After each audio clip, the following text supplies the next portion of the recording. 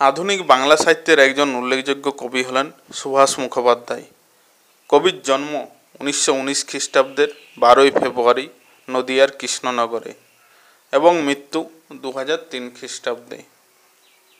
কবির পিতার নাম ক্ষিতীশচন্দ্র মুখোপাধ্যায় এবং মাতা যামিনী দেবী।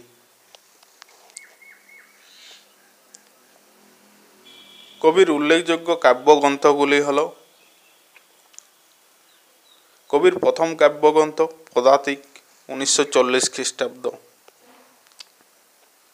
অগ্নিকোণ 1948 খ্রিস্টাব্দ, চিরকুট 1950 খ্রিস্টাব্দ,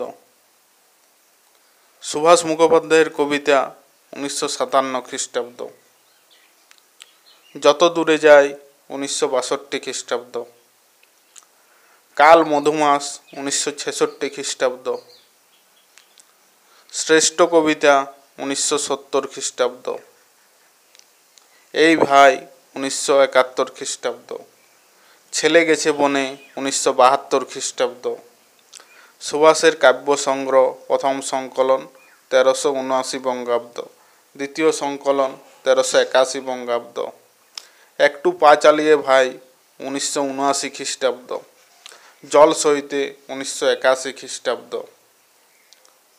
চৈ চৈ চৈ চৈ 1983 খ্রিস্টাব্দ, বাঘ ডেকেছিল 1985 খ্রিস্টাব্দ,